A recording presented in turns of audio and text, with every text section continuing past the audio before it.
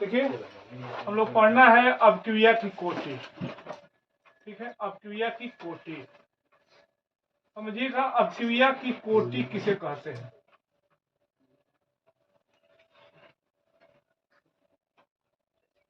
Order of reaction, order of reaction. आज हम लोग ऑर्डर ऑफ रिएक्शन में शून्य कोटि की अपक्रिया पढ़ लेंगे और देखेंगे तो प्रथम कोटि की अपक्रिया भी पढ़ेंगे। ठीक है ना। ध्यान दीजिएगा, अपक्रिया की कोटि समझिएगा कि अगर कोई अपक्रिया है alpha a plus beta b, beta b, उससे बना उत्पाद, उससे बना उत्पाद। ठीक है, तो यहां पर ए का गुणांक क्या है? अल्फा, बी का गुणांक क्या है? बीटा। यानी ए की कोटि, ए की कोटि, ए की कोटि इज इक्वल टू क्या हो गया? अल्फा। ठीक है ना। बी की कोटि, बी की कोटि इज इक्वल टू क्या हो गया? बीटा। ठीक है। समग्र अपक्रिया की कोटि, समग्र अपक्रिया की कोटि, समग्र अपक्रिया की कोटि, अपक्रिया की कोटि इज इक्वल टू हो जाएगा अल्फा प्लस बीटा। क्या हो जाएगा? Alpha plus beta. तो यहां से अपक्रिया की कोटि किसे कहते हैं? कि अभिकारक है ये ए और बी, अभिकारक के जो गुणांक है, अभिकारक के गुणांकों का योगफल जो होता है, अभिकारक के गुणांकों का जो योगफल होता है वही क्या कहलाती है? अपक्रिया की कोटि। ये अपक्रिया कोटि, ये अल्फा प्लस बीटा जो अपक्रिया कोटि आई है, इसका जो मान होता है वो आ सकता है 0 आ सकता है, 1 आ सकता है, 2 आ सकता है, 3 आ सकता है। ठीक है ना। अगर यह शून्य आए तो वह अपक्रिया कहलाती है शून्य कोटि की अपक्रिया। क्या कहलाती है? शून्य कोटि की अपक्रिया। जब 1 आए तो वह अपक्रिया कहलाती है प्रथम कोटि की अपक्रिया। प्रथम कोटि की अपक्रिया, प्रथम कोटि की अपक्रिया। जब अल्फा प्लस बीटा का मान 2 आए तो वह कहलाती है द्वितीय कोटि की अपक्रिया।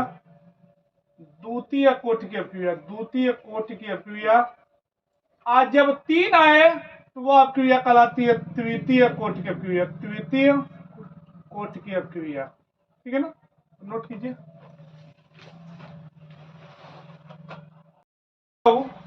शून्य कोटि की हेडिंग डालिएगा, शून्य कोटि की अपक्रिया, शून्य कोटि की अपक्रिया, शून्य कोटि की अपक्रिया।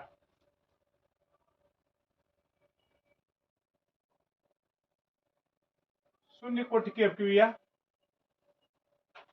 Zero order reaction, zero order reaction.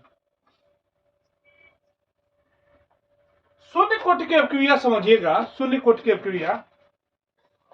क्या कभी अपक्रिया शून्य हो सकती है? ध्यान दीजिए, क्या कोई अपक्रिया शून्य हो सकती है? अगर समझिएगा, अगर ए से बना उत्पाद, ए कोई अभिकारक है उससे बन गया उत्पाद यानी प्रोडक्ट बना, तो ए के पहले क्या है? एक है। ए प्लस बी, ए के पहले क्या है? एक है, बी के पहले एक है, तो इस अभिक्रिया कोटि हो गई 2, उसकी हो गई 1। अगर कोई भी रिएक्टेंट, अगर कोई भी अभिकारक लिख दिए बस, तो उसके पहले तो ऑटोमेटिक 1 होता है ना। तो इसका मतलब अभिक्रिया की कोटि शून्य नहीं हो सकती है, लेकिन शून्य होती है। शून्य कैसे होती है समझिएगा, कैसे होती है समझिए। कि बहुत पहले ये बताया जाता था, पहले लोग, पुराने लोग बताते हैं कि पहले क्या होता था कि पहले जब शादियां विवाह होती थी, समझिएगा बातों को, तो शादी ब्याह होती थी तो लोग जिनका बहुत पैसा रुपया होता था वो क्या करते थे? कुएं में ही शरबत घोलवा देते थे। ठीक है ना। अब कुएं में शरबत कैसे बनता है समझिएगा।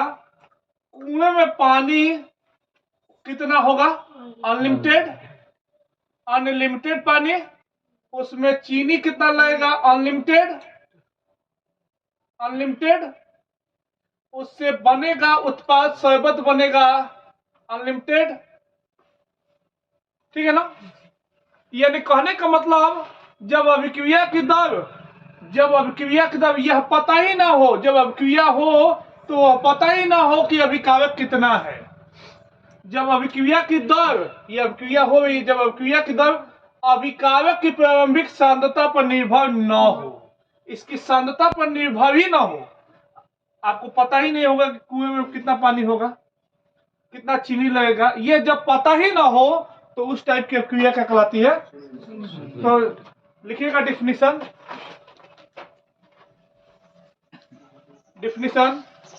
जब अभिक्रिया की दर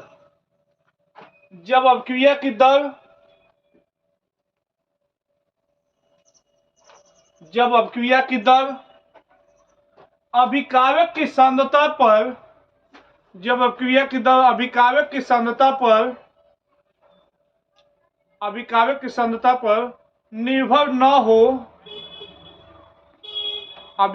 सांद्रता पर निर्भर न हो, तो उस प्रकार की अभिक्रिया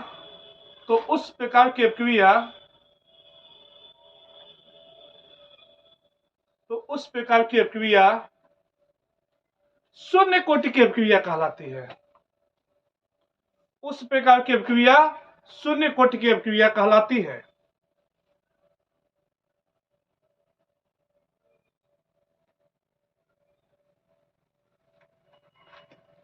जब अभिक्रिया की दर अभिकारक की सांद्रता पर निर्भर न हो तो उस प्रकार की अभिक्रिया क्या कहलाती है, शून्य कोटि। अब इसी को हम लोग एक रासायनिक अभिक्रिया समझते हैं। रासायनिक अभिक्रिया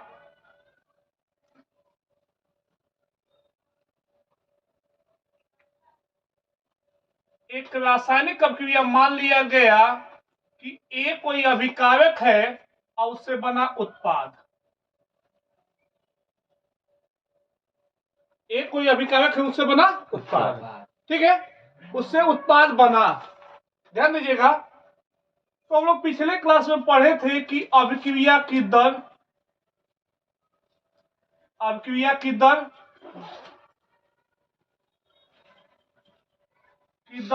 R इक्वल टू होता है dx by dt। R equal to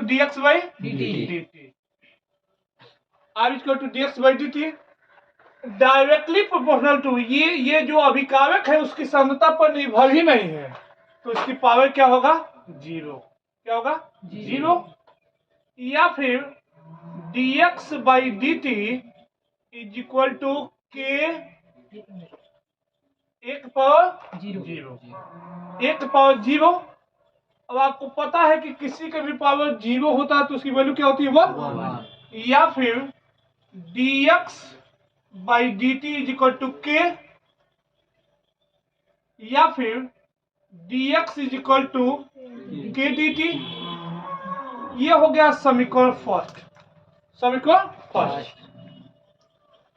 समीकरण 1 के दोनों पक्षों का समाकलन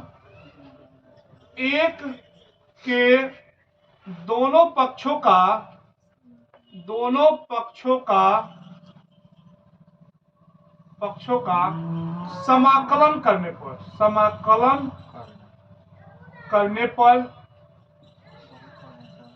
इन दोनों पक्षों का समाकलन किया जाए तो समाकलन dx के कांस्टेंट है dt। अब हम लोग मैथ में ये पढ़ चुके हैं, ये हम लोग जानते हैं कि dx का समाकलन क्या होता है, x is equal to k और dt का t प्लस हम लोग समाकलन नियतांक लेते हैं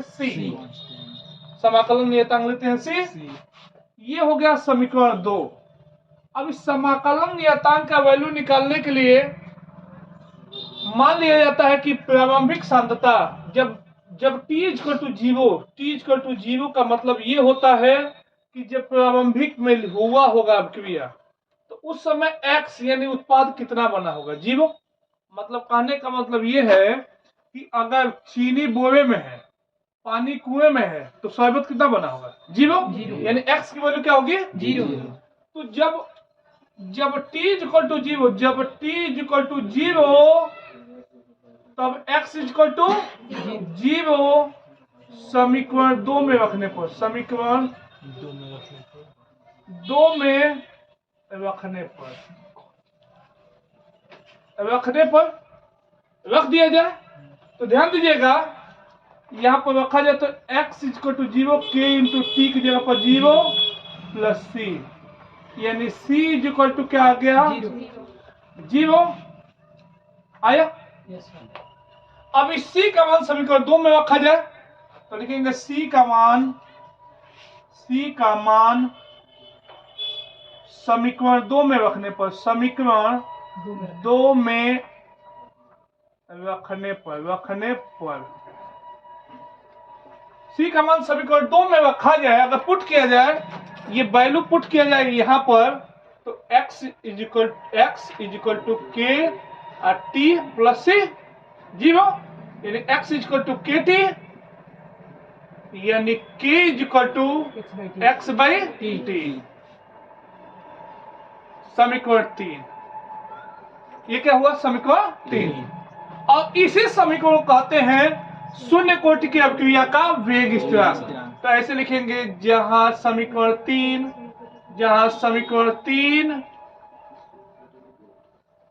शून्य कोटि की अवक्रिया का, शून्य कोटि के अवक्रिया का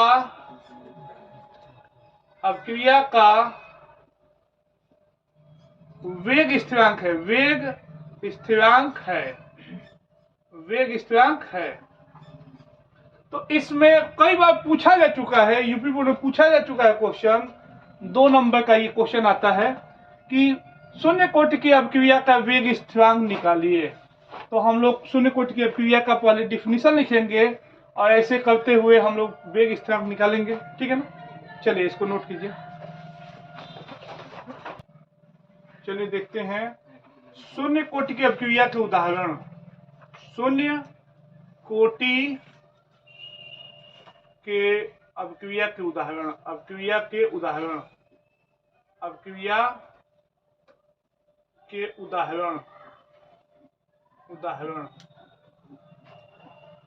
example of zero order reaction, ठीक है ना। Example of zero order reaction,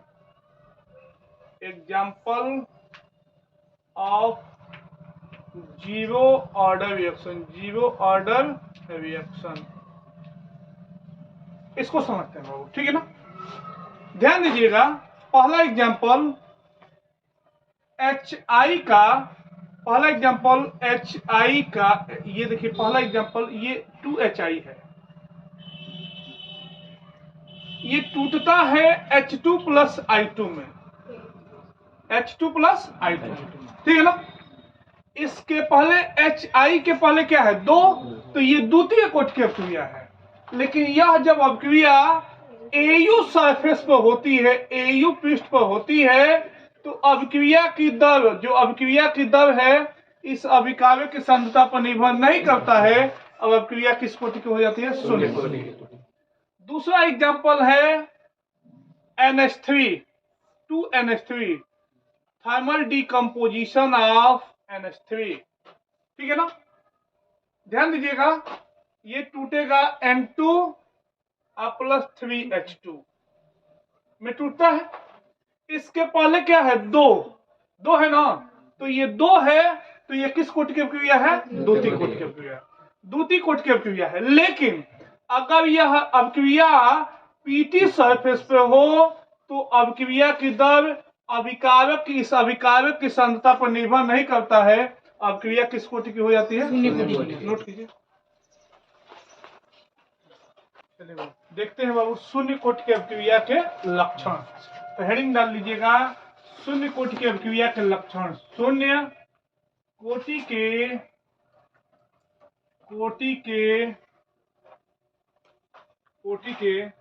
अवक्रिया के लक्षण, characteristics of zero order reaction, अवक्रिया के लक्षण। शून्य कोटि की अवक्रिया के लक्षण। पहला लक्षण समझिएगा इधर कि जब जब जब समीकरण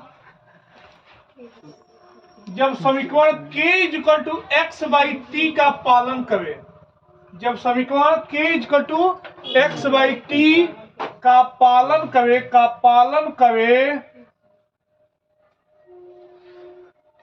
तब अवक्रिया शून्य कोटि की होती है। तब अवक्रिया शून्य कोटि की होती है। अवक्रिया शून्य कोटि की होती है। शून्य कोटि की होती है।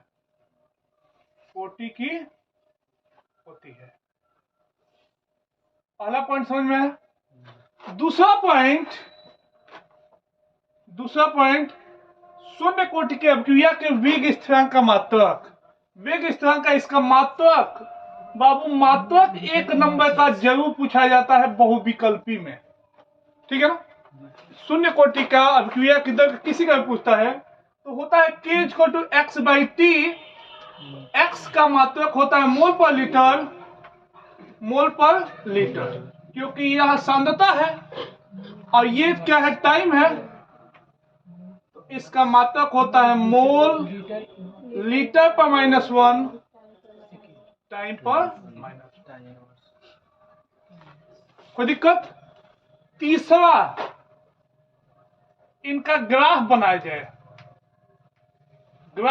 जाए, शून्य कोटि की अवक्रिया के ग्राफ बनाया जाए तो ध्यान दीजिए, ग्राफ जो बनाया जाएगा x और t के बीच में, ये x और ये t, अगर शून्य कोटि की अवक्रिया को ध्यान से देखा जाए तो k equal to x by t है ना, यानी x इक्वल टू क्या है, kt, यानी x directly proportional to t। और यह समीकरण होता है, सरल रेखा का समीकरण होता है जो कि मूल बिंदु से जाता है, तो इसका ग्राफ बनेगा मूल बिंदु से होते हुए। तो समझिएगा लक्षण में जब k equal to x by t हो तो अवक्रिया किस कोटि की होती है, शून्य कोटि की अवक्रिया का मतलब k equal to x by t mole पर लीटर पर टाइम होता है। इसका ग्राफ क्या होता है, तो मूल बिंदु से होते हुए स्ट्रेट लाइन यानी सरल रेखा, ठीक है। चलिए नोट कीजिए। अब हम लोग पढ़ने जा रहे हैं प्रथम कोटि की अवक्रिया, ठीक है ना। प्रथम कोटि की अवक्रिया, हेडिंग डाल लीजिएगा, प्रथम कोटि की अवक्रिया। प्रथम कोटि की अवक्रिया,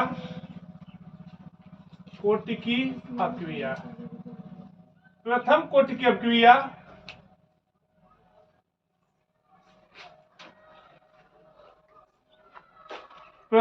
अवक्रिया फर्स्ट ऑर्डर रिएक्शन।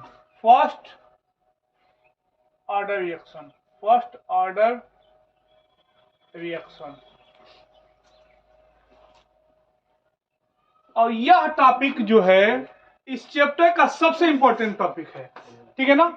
इसको लिख लीजिएगा, मोस्ट इंपॉर्टेंट के मतलब आप लोग लिख लीजिएगा, क्या लिखवाते हैं, महा इंपॉर्टेंट।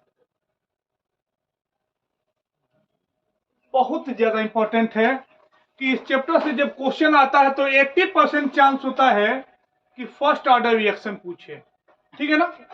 तो प्रथम कोटि की अवक्रिया किसे कहते हैं, समझिएगा। प्रथम कोटि, अभी हम लोग पढ़े शून्य कोटि की अवक्रिया की जब अवक्रिया की दर अभिकारक की सांद्रता पर निर्भर न हो तो उस प्रकार की अवक्रिया क्या कहलाती है। आज जब अवक्रिया की दर अभिकारक की सांद्रता पर निर्भर हो, उसकी घात 1 हो तो उस प्रकार की अवक्रिया कहलाती है प्रथम कोटि की अवक्रिया। जब अवक्रिया की दर अभिकारक की सांद्रता पर निर्भर हो, उसकी घात 2 हो तो क्या कहलाती है, द्वितीय कोटि की अवक्रिया। और जब अवक्रिया की दर अभिकारक की सांद्रता पर निर्भर हो, उसकी घात 3 हो तो क्या कहलाती है, तृतीय कोटि की अवक्रिया। तो हेडिंग डाल लीजिएगा, फर्स्ट ऑर्डर रिएक्शन, और लिखिएगा डिफिनीशन कि जब अवक्रिया की दर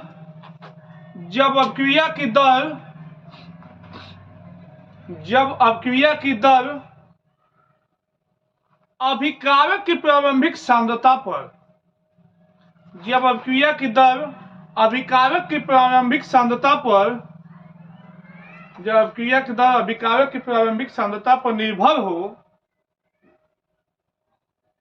जब अवक्रिया की दर अभिकारक की प्रारंभिक सांद्रता पर निर्भर हो जब अभिक्रिया की दर अभिकारक की प्रारंभिक सांद्रता पर निर्भर हो और उसकी घात 1 हो, और उसकी घात 1 हो, उसकी घात 1 हो, तो उस प्रकार की अभिक्रिया, और उसकी घात 1 हो तो उस प्रकार की अभिक्रिया, तो उस प्रकार की अभिक्रिया प्रथम कोटि की अभिक्रिया कहलाती है। एक बार और डिफिनेशन रिपीट कर रहे हैं। जब अभिक्रिया की दर अभिकारक की सांद्रता पर निर्भर हो और उसकी घात 1 हो तो उस प्रकार की अभिक्रिया क्या कहलाती है? एक हम रासायनिक अभिक्रिया से समझते हैं। देखिएगा, एक रासायनिक समीकरण से, रासायनिक अभिक्रिया से इसको समझते हैं। ठीक है, कि कोई अभिकारक है, कोई अभिकारक है और कोई अन्य अभिकारक, क्योंकि कभी भी अभिक्रिया होती है तो अभिकारक 2 होना चाहिए। तो ये अन्य अभिकारक, 2 अभिकारक ये मिले, इससे बना उत्पाद। यहां से ये पता चलता है कि अभिक्रिया की जो दर है केवल इस पर डिपेंड है, इस पर डिपेंड नहीं है। ठीक है, तो ध्यान दीजिएगा, यहां पर मैथमेटिकल फॉर्म हम लोग पढ़े हैं। प्रारंभिक सांद्रता, प्रारंभिक सांद्रता जब t इक्वल टू 0 था तो मान लिया गया कि A जो था वह A मोल पर लीटर थी। तो ये अभी दोनों मिला नहीं है, तो ये कितना बना होगा? कोई दिक्कत? t समय बाद सांद्रता, t समय बाद सांद्रता, t समय बाद सांद्रता जब t इक्वल टू t था तो मान लिया गया कि यह जो उत्पाद है वह x मोल पर लीटर बन गया। तो इसकी सांद्रता उतनी घटेगी तो यह क्या हो जाएगा? A minus x. ठीक है, यहां पर अभिक्रिया की दर, अभिक्रिया की दर, अभिक्रिया की दर R equal to dx by dt। हम लोग पढ़े हैं अभिक्रिया की दर R equal to dx by dt directly proportional to A minus x होगा, या फिर dx by dt is equal to k A minus x होगा। ये A माइनस एक्स को इधर भेजे, dx को इधर भेजे, तो यानी dx by A minus x is equal to k dt। समीकरण फर्स्ट, समीकरण फर्स्ट समझ में आया इतना? उसके बाद समीकरण 1 के, समीकरण 1 के दोनों पक्षों का समाकलन करने पर, दोनों पक्षों का समाकलन करने पर, समाकलन करने पर, ठीक है, समाकलन करने पर, तो ध्यान दीजिएगा इसका समाकलन किया जाए dx by A minus x is equal to k dt, k dt। अब इसका समाकलन क्या होता है बाबू? तो अगर नीचे x है तो log, इसका समाकलन होता है log A minus x base e। अगर x माइनस में है तो ये भी क्या होगा? Minus. Is equal to k, इसका t होता है प्लस सी, के टी प्लस सी। ठीक है, ये हो गया समीकरण नंबर 2, समीकरण 2। ध्यान दीजिएगा एक एक स्टेप। जब देखिएगा, जब c का वैल्यू निकालने के लिए जब t इक्वल टू 0 है तब x इक्वल टू क्या है? 0। समीकरण 2 में रखा जाए तो जब t इक्वल टू 0 तब x इक्वल टू 0। समीकरण 2 में रखने पर, समीकरण 2 में रखने पर रखा जाए तो रखा जाएगा तो minus log a minus x base e is equal to k, x की जगह पर 0 रखना है और के इंटू टी की जगह पर 0 प्लस सी, यानी यहां से c इज इक्वल टू आ गया माइनस लॉग ए बेस ई। ये हो गया आपका, ये c की वैल्यू आ गई। ठीक है, अब इस c की वैल्यू समीकरण 2 में रख दिया जाए तो लिखेंगे ऐसे, समीकरण लिखेंगे c का मान समीकरण 2 में रखने पर, समीकरण 2 में रखने पर रखा जाए बाबू, ध्यान दीजिए, इसका मान इसमें रखा जाए तो क्या आएगा, minus log a minus x base e is equal to k t plus c की जगह पर minus log a base e. कोई दिक्कत? ये इसको अगर इधर ट्रांसफर कर दिया जाए तो या फिर k t is equal to log a base e minus log a minus x base e होगा। ये अगर बेस इक्वल है, बीच में माइनस है, तो ये क्या हो जाएगा, लॉग भाग हो जाएगा a by a minus x, या फिर k is equal to t को इधर ट्रांसफर कर दीजिए 1 upon t log base e a by a minus x, a by minus x. Log e को, लॉग ई है, अगर बेस को बदल के 10 कर दिया जाए तो 2.303 से मल्टीप्लाई हो जाता है। ठीक है ना, और ये क्या हो जाएगा, log base 10 a by a minus x, a by a minus x हुआ। अब यही समीकरण कौन सा है, अब तो 3 है, क्या है, समीकरण 3 है। जहां समीकरण 3, ये जहां समीकरण 3, जहां समीकरण 3 प्रथम कोटि की अभिक्रिया का वेग स्थिरांक है। ये जो समीकरण 3 है प्रथम कोटि की अभिक्रिया का वेग स्थिरांक है। तो कई बार एग्जाम में ऐसे पूछा गया है कि प्रथम कोटि की अभिक्रिया को परिभाषित कीजिए तथा प्रथम कोटि की अभिक्रिया का वेग स्थिरांक की गणना कीजिए। ठीक है ना, या फिर इसको ये भी लिख सकते हैं कि t is equal to t को उधर भेज दे 2.303 by k log base 10 a by a minus x. ये इक्वेशन नंबर 4। और ये क्या है सर, जहां समीकरण 4 प्रथम कोटि की अभिक्रिया को पूर्ण होने में लगा। कोई दिक्कत? अब यहीं से हम लोग प्रथम कोटि की अभिक्रिया का अर्ध आयुकाल पढ़ ले रहे हैं। तो समझिएगा, अर्ध आयुकाल, अर्ध आयु, अर्ध आयुकाल,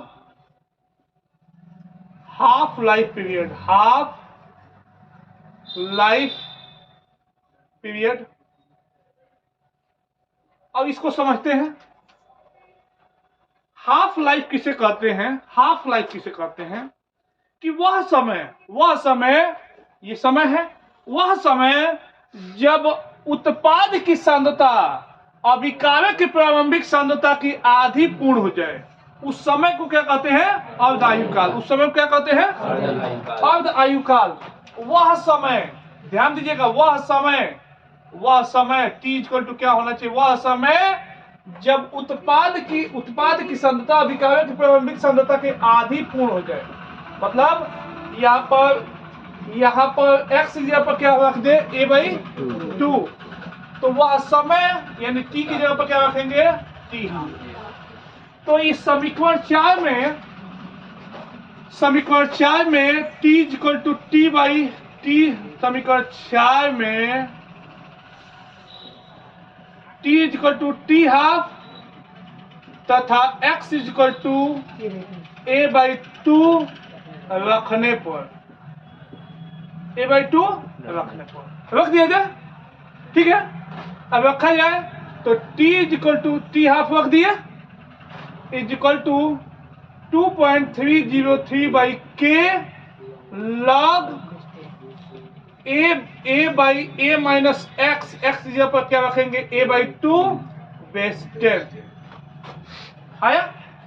यहां से देखिएगा 2.303 बाई के लॉग ये बचा a बाई और नीचे बचा a बाई 2, ए से a कटा, ये 2 ऊपर चला गया, यानी बचा के 2.303 बाई के लॉग 2 बेस 10। कोई दिक्कत?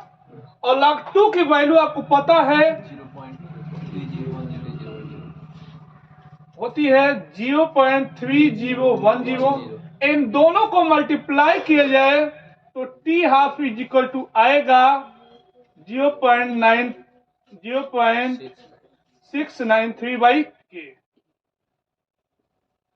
और यही समीकरण नंबर 5 है, और इसी समीकरण को कहते हैं प्रथम कोटि की अपक्रिया का अर्धायुकाल।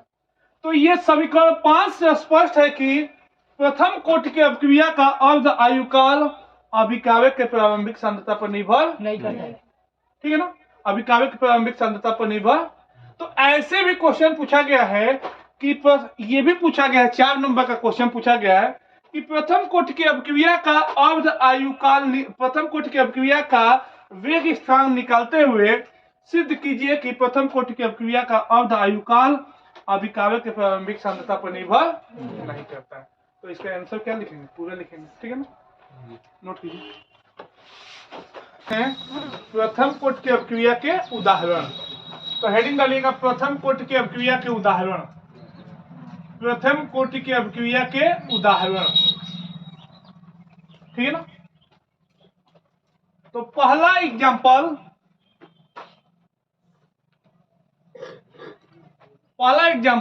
H2O2 का अपघटन, H2O2 का अपघटन लिखिए, H2O2 का अपघटन।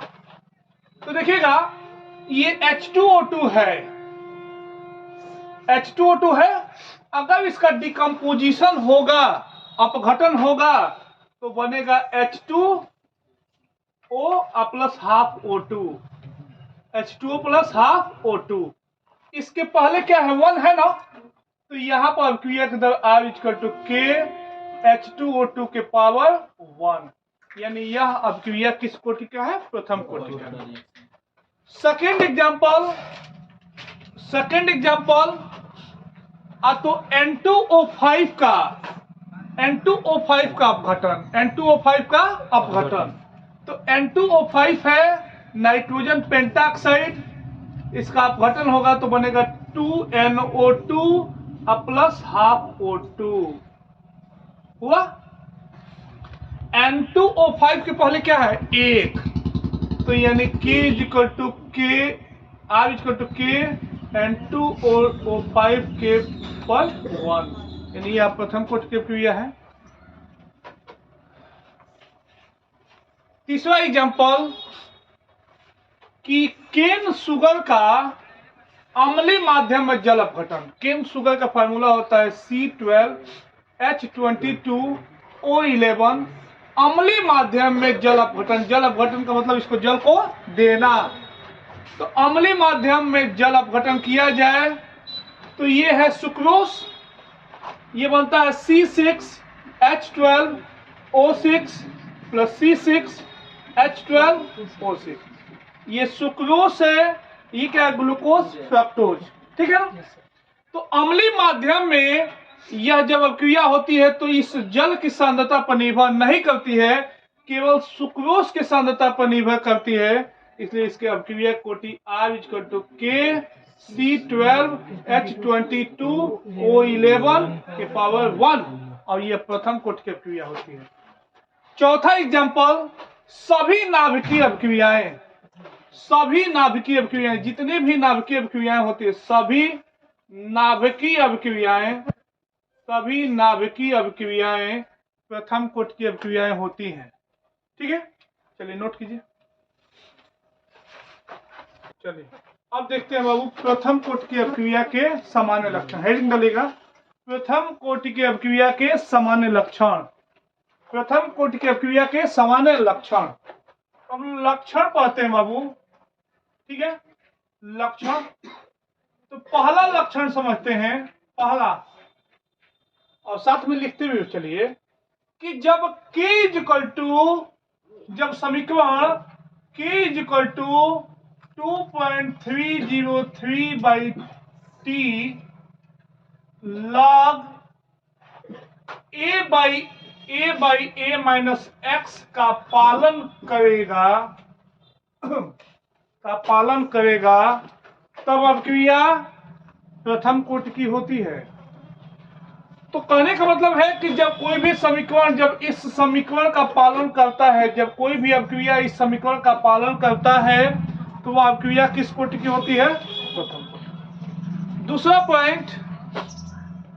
पॉइंट ध्यान दीजिए, दूसरा पॉइंट कि ये प्रथम कोटि की अपक्रिया है। अब इसका मात्रक, ऐसे क्वेश्चन पूछा गया है 1 नंबर का कि प्रथम कोटि की अपक्रिया का पूछा गया है 2-3 साल पहले, 2014-15, 2017-18 में पूछा गया था कि प्रथम कोटि की अपक्रिया के वेग स्थिरांक का मात्रक क्या होता है। तो यहाँ मात्रक समझिएगा, यहाँ पर k इक्वल टू इतना है और 2.303 का कोई मात्रक नहीं, t का क्या टाइम, log का भी कोई मात्रक नहीं, तो log का कोई मात्रक नहीं, a का मात्रक मोल पर लीटर, ये अभिकारक की प्रारंभिक सांद्रता है, और a माइनस एक्स ये अभिकारक का t, उत्पाद का t, सॉरी अभिकारक का t समय बाद सांद्रता है, मोल पर लीटर। ये मोल पर लीटर से मोल पर लीटर कटा, यानी इसका क्या होता है? Time inverse. यानी प्रथम कोटि की अपक्रिया के वेग स्थिरांक का मात्रक टाइम इनवर्स। 1 नंबर का बहुविकल्पी में पूछा गया क्वेश्चन है। दूसरा क्वेश्चन, तीसरा लक्षण कि प्रथम कोटि की अपक्रिया का तीसरा लक्षण, प्रथम कोटि की अपक्रिया का अर्ध आयुकाल, प्रथम कोटि की अपक्रिया का अर्ध आयुकाल अभिकारक के प्रारंभिक सांद्रता पर निर्भर नहीं करता है। कोई दिक्कत? ठीक है ना। चौथा ग्राफ बनाया जाए। ग्राफ, अगर ग्राफ बनाना हो